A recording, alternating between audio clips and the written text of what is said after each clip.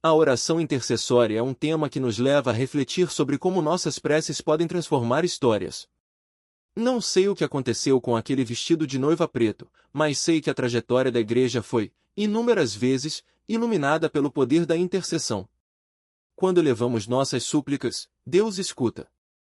Jesus Cristo é nosso maior intercessor, como nos mostra a carta aos Hebreus, ele intercede por nós. Não é extraordinário pensar nisso?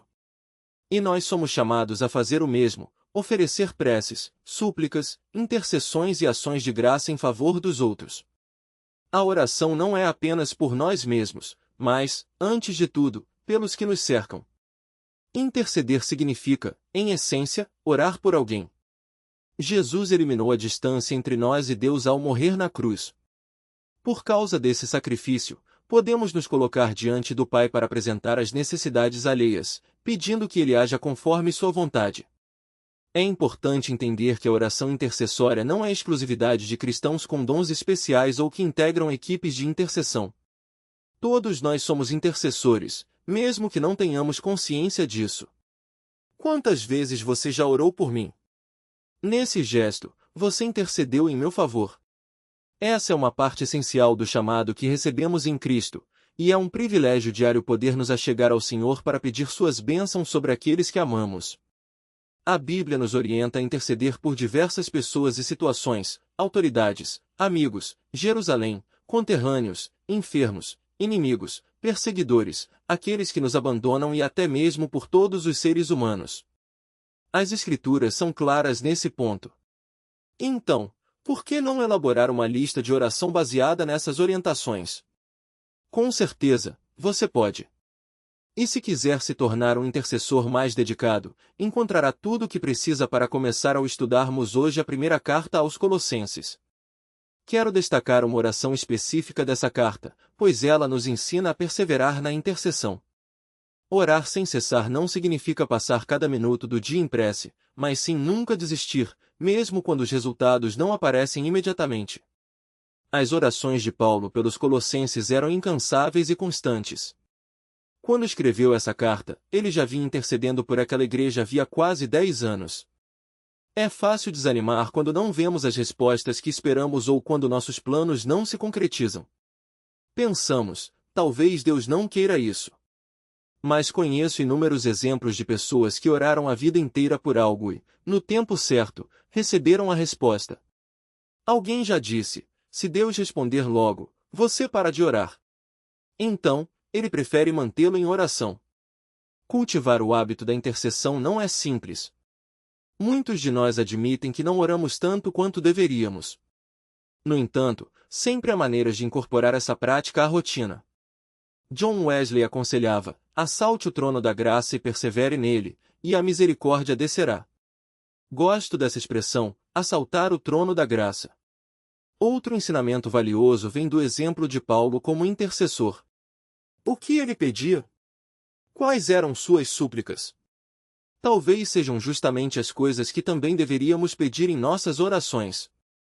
A prece de Paulo pelos Colossenses começa no versículo 3 do primeiro capítulo, mas é no versículo 9 que encontramos o cerne de sua intercessão.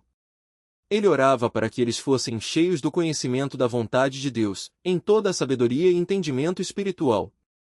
Essa era a súplica central para os crentes de Colossos. Paulo implorava a Deus que os enchesse do conhecimento de sua vontade, mas não de qualquer maneira, ele desejava que esse conhecimento viesse acompanhado de sabedoria e entendimento. São conceitos profundos, então vamos analisá-los melhor. Os cristãos de Colossos enfrentavam um desafio sério. Ensinamentos gnósticos falsos estavam se infiltrando na comunidade e ameaçavam desviá-los da verdade. Essas ideias distorciam a compreensão sobre Deus e a fé. Paulo queria substituir o perigo dessas falsas doutrinas pelo verdadeiro conhecimento de Cristo. Ele sabia, porém, que o conhecimento por si só não era suficiente. Por isso, não pediu apenas conhecimento, mas também sabedoria e entendimento espiritual. Hoje, muitos cristãos vivem uma situação semelhante. Acumulam informações sobre a Bíblia, mas não conseguem aplicá-las em suas vidas. Conhecem as Escrituras, mas têm dificuldade de colocá-las em prática no dia a dia, nas decisões e nos relacionamentos. Por isso, a oração de Paulo continua tão relevante. Quando oramos uns pelos outros, devemos pedir que Deus conceda não apenas conhecimento, mas também sabedoria. Alguém já definiu sabedoria como fazer a coisa certa em tempos sem precedentes. Se essa definição estiver correta, precisamos mais dela do que nunca, pois vivemos em uma época repleta de situações inéditas. Diante de desafios nunca antes vistos, muitos dizem: bem, acho que só nos resta orar. Mas orar não é o último recurso, é o primeiro e o mais poderoso. Quando nos preocupamos com um ente querido que está passando por dificuldades, podemos seguir o exemplo de Paulo. Em vez de apenas nos afligirmos ou darmos conselhos, podemos orar: Senhor, encha essa pessoa com o conhecimento da Tua vontade, com sabedoria e entendimento espiritual. Sempre há poder impedir que Deus capacite aqueles por quem intercedemos, para que conheçam Sua presença e saibam como agir.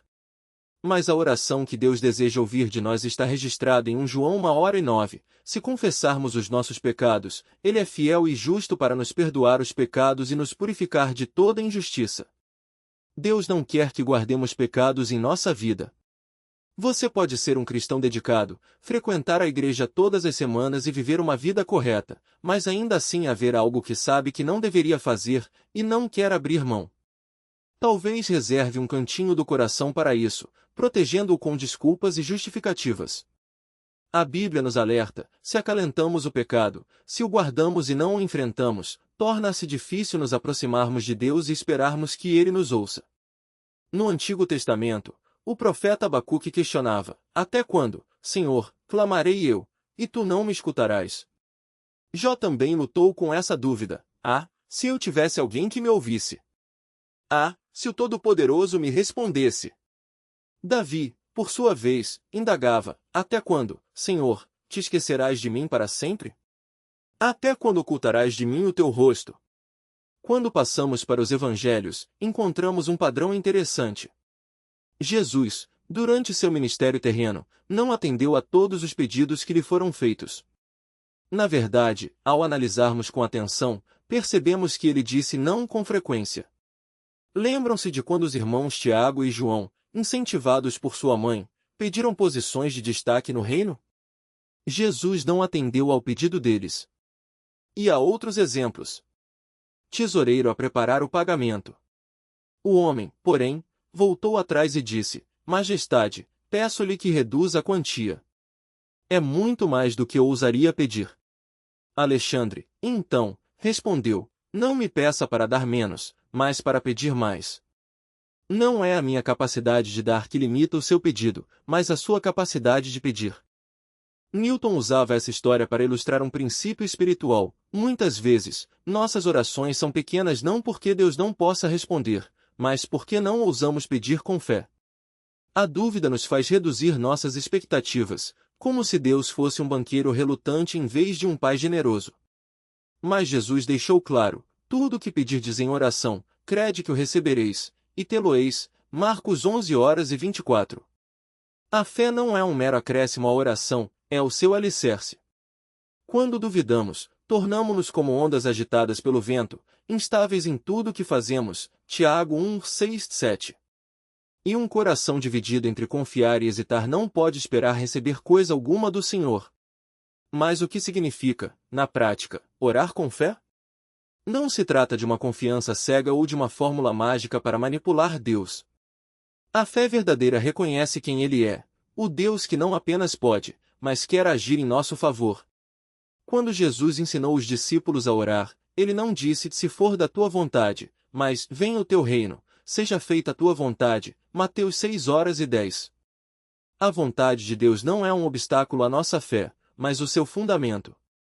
Orar com fé é alinhar nossos desejos à sua vontade, sabendo que Ele sabe o que é melhor para nós, mesmo quando não entendemos.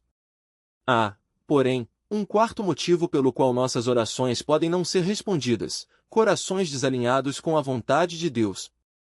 João escreveu: esta é a confiança que temos para com Ele, que, se pedirmos alguma coisa segundo a sua vontade, Ele nos ouve. 1 João 5:14. O problema não está em Deus não ouvir, mas em nós não pedirmos de acordo com o que Ele já revelou ser seu propósito. Tiago reforça essa ideia: Pedis e não recebeis, porque pedis mal, para gastardes em vossos prazeres. Tiago 4:3. Quando nossas orações são movidas por desejos egoístas, seja por status, riqueza, vingança ou até mesmo por coisas boas, mas fora do tempo de Deus, elas não encontram eco no coração do Pai. Um exemplo claro está na vida de Paulo. Ele orou 3 vezes para que Deus removesse o espinho na carne que o afligia. 2 Coríntios 12, 7 e 9. A resposta de Deus não foi a remoção do espinho, mas uma promessa: a minha graça te basta, porque o meu poder se aperfeiçoa na fraqueza. Paulo não recebeu o que pediu, mas recebeu algo melhor, a suficiência de Deus em sua limitação. Às vezes, a resposta não é, na verdade, um sim a algo maior do que poderíamos imaginar. Por fim, há um quinto motivo que muitas vezes passa despercebido: a falta de perseverança. Jesus contou a parábola da viúva persistente, Lucas 18, 1-8, para ensinar que importa orar sempre e nunca desfalecer. A viúva não desistiu, mesmo diante de um juiz injusto, e por sua insistência obteve justiça. Quanto mais, então, Deus, que é justo e bom, não atenderá aos seus filhos que clamam a Ele dia e noite. A perseverança não é uma tentativa de convencer Deus a mudar de ideia, mas uma demonstração de que confiamos nele o suficiente para continuar pedindo, mesmo quando a resposta tarda. Mas como saber se estamos perseverando na oração certa? A chave está em examinar nossos motivos. Se pedimos algo que glorifica a Deus, que edifica o próximo e que nos aproxima dele, podemos orar com confiança, mesmo que a resposta demore. Se, porém, nosso pedido é movido por orgulho, ganância ou impaciência, é sinal de que precisamos reavaliar. A oração não é um monólogo em que impomos nossa vontade a Deus, mas um diálogo em que nos submetemos à sua. E aqui está a beleza da oração: mesmo quando não recebemos o que pedimos, nunca saímos dela de mãos vazias. Deus sempre nos dá algo, seja uma resposta clara, uma mudança em nosso coração ou a certeza de que Ele está no controle. Como disse C.S. Lewis, Deus não nos dá explicações, Ele nos dá a si mesmo. E isso, afinal, é o que mais precisamos. Ouvir nosso clamor quando nós mesmos fechamos os ouvidos para o próximo. A indiferença é um veneno silencioso que corrói nossa vida de oração. Não se trata apenas de grandes gestos de caridade, mas da disposição do coração em enxergar a necessidade ao nosso redor e responder com generosidade.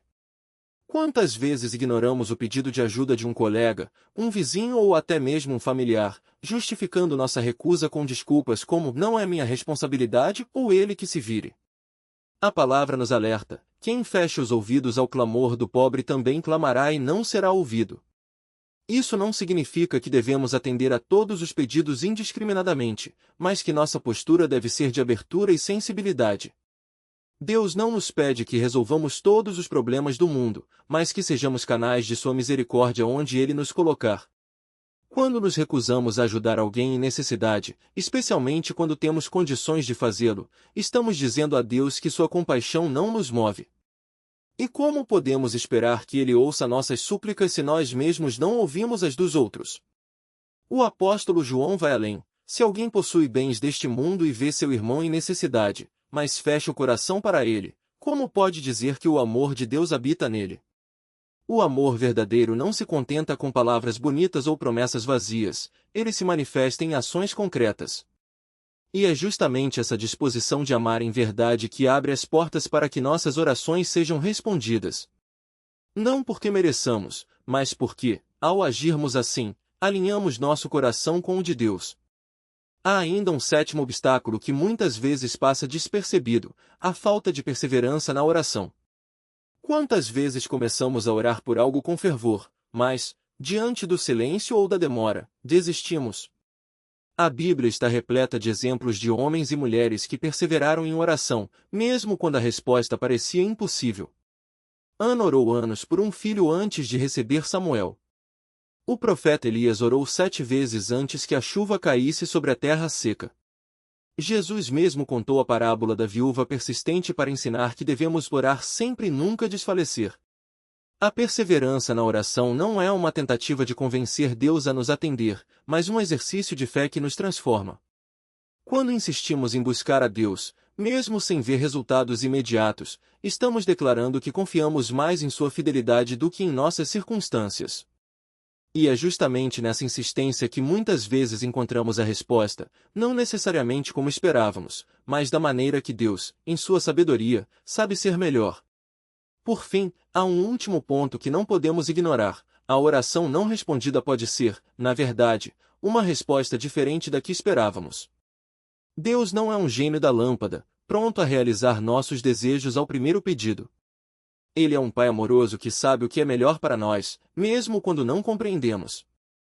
Às vezes, o não de Deus é a maior prova de seu cuidado, assim como um pai que nega um doce ao filho antes do jantar, sabendo que aquilo lhe fará mal. A verdade é que a oração não é um meio de manipular Deus, mas de nos colocarmos diante dele em humildade, prontos para receber sua vontade. E quando aprendemos a orar assim, com fé, pureza de motivos, perdão no coração, compaixão pelo próximo e perseverança, descobrimos que, mesmo quando a resposta não é o que pedimos, ela é sempre o que precisamos. Porque, no fim das contas, o maior milagre da oração não é o que recebemos, mas o que nos tornamos ao buscá-lo. Conhecimento e sabedoria, eles passam a viver de maneira digna do Senhor, buscando agradá-lo em tudo. E quando andamos com essa compreensão, um dos resultados naturais é uma vida que reflete o caráter de Cristo e cumpre o propósito para o qual fomos chamados. A oração, quando alinhada à palavra, nos leva a entender o que realmente agrada a Deus.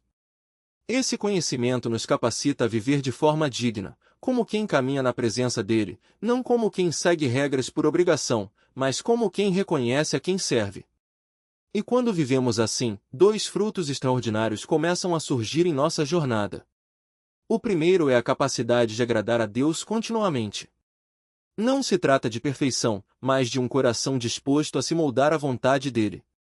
Cada passo dado em obediência, cada decisão tomada à luz da sua verdade, torna-se um ato de adoração. E o segundo fruto é a produção constante de frutos espirituais. A Bíblia fala muito sobre frutificação, mas nem sempre esclarece o que isso significa na prática.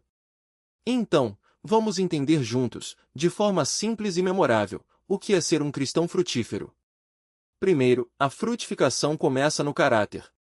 Gálatas 5, 22, 23 descreve o fruto do Espírito como amor, alegria, paz, paciência, benignidade, bondade, fidelidade, mansidão e domínio próprio.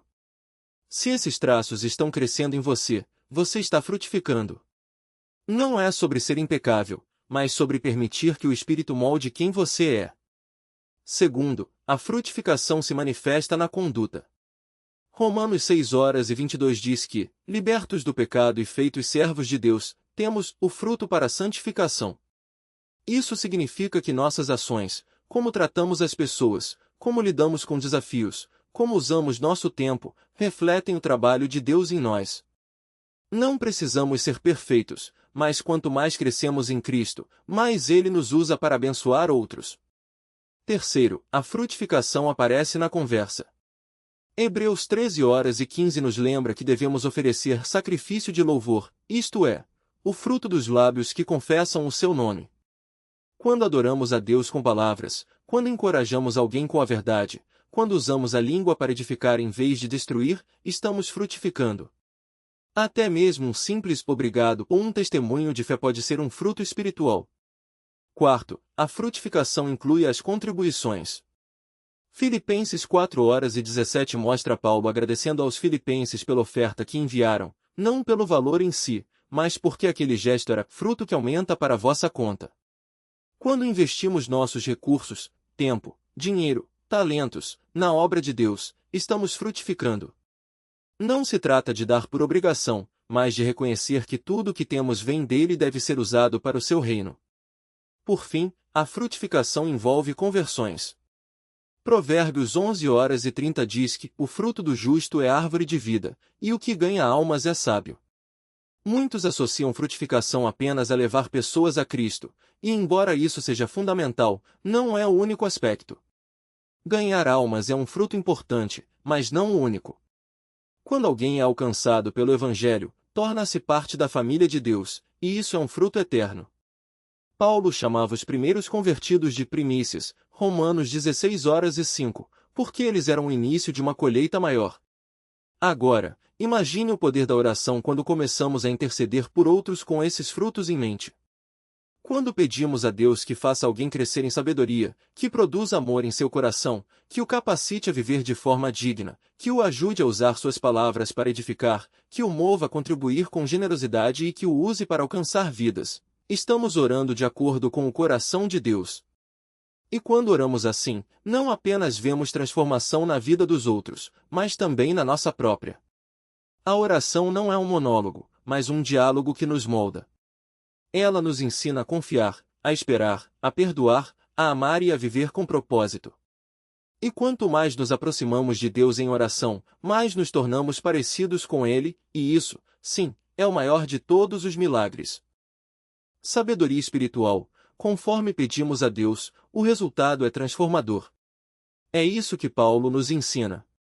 Quando crescemos em conhecimento aliado à sabedoria, três coisas extraordinárias acontecem: agradamos a Deus continuamente, produzimos fruto constantemente, agora, avançamos também no conhecimento dele. Ao orarmos por alguém, podemos pedir que Deus o capacite a viver de modo digno do Senhor, agradando-o em tudo, frutificando em toda boa obra e crescendo no conhecimento de Deus. Esse é um objetivo nobre, não é? Talvez você já tenha feito isso em algum momento, eu costumo fazer quando completo mais um ano de vida. Olho para trás e me pergunto: o que aprendi sobre o Senhor que não sabia no ano passado? Como estou crescendo no conhecimento dele? É fácil cair na rotina, contentar-se com a certeza da salvação e viver uma vida que, embora agrade a muitos, não faz diferença real. Mas a Escritura nos chama a algo maior. Podemos agradar a Deus de forma contínua. Podemos produzir fruto constantemente. Podemos crescer em conhecimento de maneira consistente. E há mais uma verdade poderosa: podemos perseverar sob pressão, com alegria. Veja novamente a oração de Paulo. Ele pede que Deus enche os colossenses com conhecimento da sua vontade, com toda a sabedoria e entendimento espiritual, para que sejam fortalecidos com todo o poder, segundo a força da sua glória, a fim de que tenham toda a paciência e longanimidade, com alegria. Que imagem impressionante! Quando oramos por alguém, desencadeamos um efeito dominó da graça em sua vida, capacitando-o a suportar as pressões com firmeza e alegria. No passado, quando lia sobre poder, força e resistência, eu pensava: isso é para os grandes momentos, para as provas decisivas. E, de fato, já enfrentei desafios que exigiram essa força. Mas aprendi algo mais profundo. O verdadeiro teste não está nos momentos isolados de crise, mas na resistência ao longo do tempo. A vida cristã não é uma corrida de 100 metros, é uma maratona. Paulo orava pela paciência e perseverança dos colossenses porque eles enfrentavam dificuldades reais. Ele não pedia força apenas para que superassem um obstáculo, mas para que mantivessem a fidelidade e a vitalidade do ministério de Cristo por toda a vida. Quando somos cheios de sabedoria e conhecimento, agradamos a Deus continuamente, produzimos fruto constantemente, crescemos em conhecimento de forma consistente e perseveramos sob pressão, com alegria. Não se trata apenas de aguentar firme, mas de fazê-lo com um coração grato e cheio de esperança. E há ainda um quinto benefício: aprendemos a louvar a Deus corretamente. Paulo encerra essa passagem com o versículo 12, dando graças ao Pai. Ele nos leva de volta ao louvor e à gratidão com que a oração começou. Se estudarmos os versículos 12 a 14, veremos 4 razões poderosas para adorar a Deus. Primeiro, louvamos porque Ele nos refez. Quando fomos salvos, fomos transformados. Deus nos capacitou a receber a herança dos santos na luz. Por termos sido recriados, agora podemos viver para Ele mesmo nas trevas deste mundo. Fomos tirados do domínio das trevas e transportados para o reino da luz, e isso só foi possível porque Deus nos tornou aptos. Não havia nada de santo em nós. Nenhum de nós poderia habitar no reino da justiça com um coração impuro. Mas Ele nos mudou. Segundo, louvamos porque Ele nos resgatou. Paulo diz: Ele nos libertou do poder das trevas. Quantos de nós se lembram do dia em que fomos resgatados? Quando Deus entrou em nossa vida e nos tomou para si.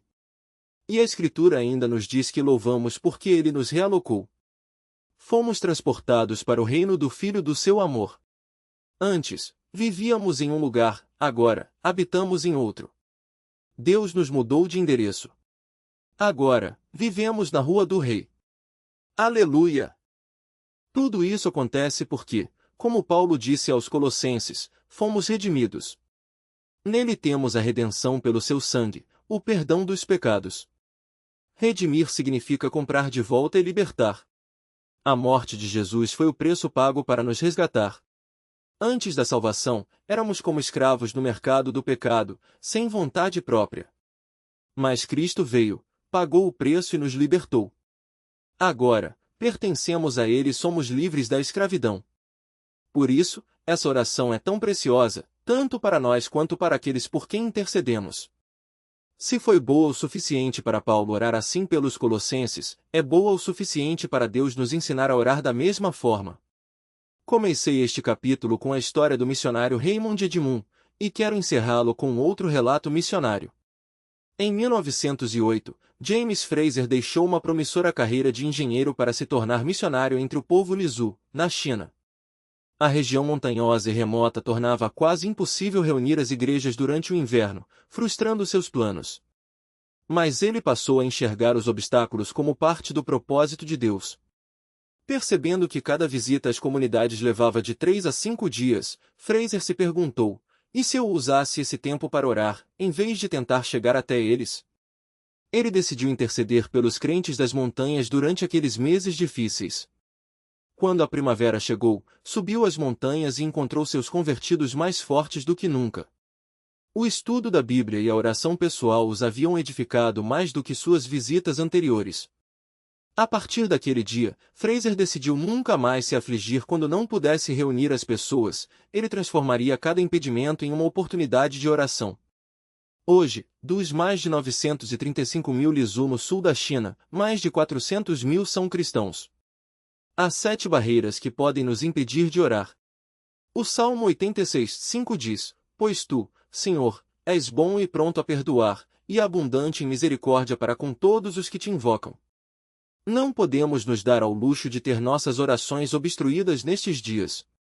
Vivemos em tempos perigosos, e não podemos permitir que nada se interponha entre nós e Deus. Precisamos de acesso constante ao trono da graça e de viver na terra das orações respondidas. Desde o início até o fim da Bíblia, vemos provas incontestáveis de que Deus responde à oração. Coisas que consideramos impossíveis, Ele realiza quando seu povo ora. A oração vence incêndios, derrota exércitos. Terra e água. A oração abriu o Mar Vermelho, fez jorrar a água da rocha e fez descer pão do céu. A história nos mostra que a igreja nunca foi edificada pelo poder humano ou pela riqueza material, mas pela força irresistível da oração. Como nos lembra o Dr. David Jeremiah, a intercessão é uma das ferramentas mais poderosas do céu, a ponte que une nossa fraqueza à força divina. Quando intercedemos pelos outros, nos unimos ao próprio Jesus Cristo, nosso sumo sacerdote, que vive para interceder por nós, conforme nos ensina a carta aos Colossenses. O apóstolo Paulo orava para que os crentes fossem cheios do conhecimento da vontade de Deus, em toda a sabedoria e entendimento espiritual. Hoje, somos chamados a resgatar essa prática sagrada, orar sem cessar. Sabemos que somente pela oração eles puderam permanecer firmes contra os falsos ensinamentos e a confusão espiritual, sustentando uns aos outros diante do trono da graça, crendo que cada súplica toca a eternidade. É por isso que convidamos você a mergulhar conosco neste ensino transformador, redescobrindo o coração da oração intercessória. Seja uma voz que move o céu.